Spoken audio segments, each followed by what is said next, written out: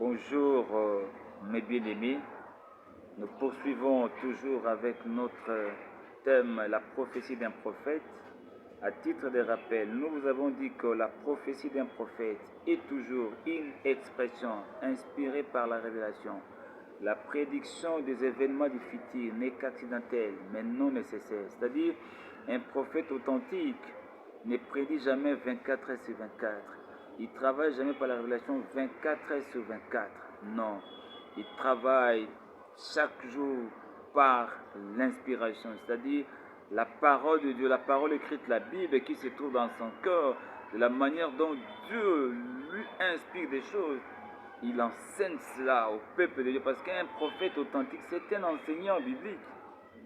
Il doit donner la parole de Dieu au peuple de Dieu. Ce n'est que quand Dieu va lui révéler des choses cachées qui prédira l'avenir. Et la prophétie de Dieu marche avec la précision. C'est-à-dire cette prophétie-là aura la solution de Dieu. Ce prophète vous parlera de la solution du point de vue de Dieu, du timing, voire même de l'endroit.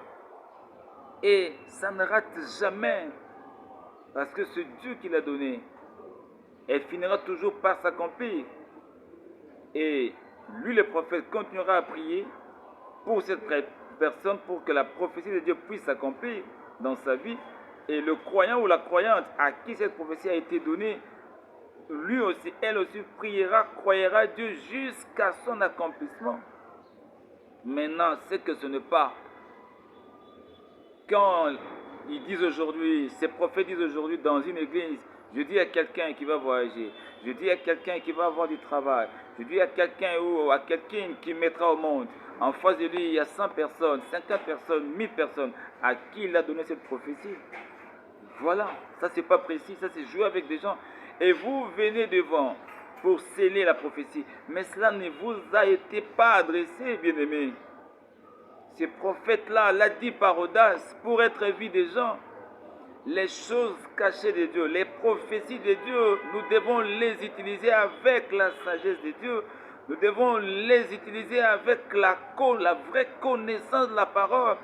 C'est-à-dire, les prophéties de Dieu, les choses cachées de Dieu ne contredisent jamais la parole écrite. Elle viendra la confirmer. On ne balance jamais une prédiction que Dieu a donnée pour un croyant en public, parce que là, vous l'exposez. Toute personne, tous ces gens-là qui sont venus dans cette réunion de croyants, est-ce que tout le monde appartient à Dieu? Ces croyants-là auront des attaques spirituelles énormes. Vous l'avez exposé. C'est ce qui se passe aujourd'hui.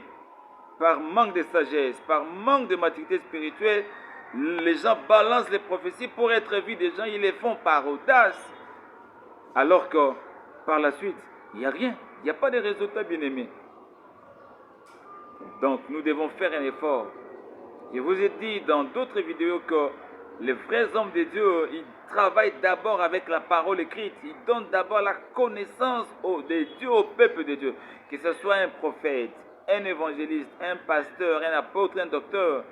Ils donnent d'abord la parole écrite au peuple de Dieu. Dans nos prochaines vidéos, nous allons donner les définitions bibliques de chaque don du ministère.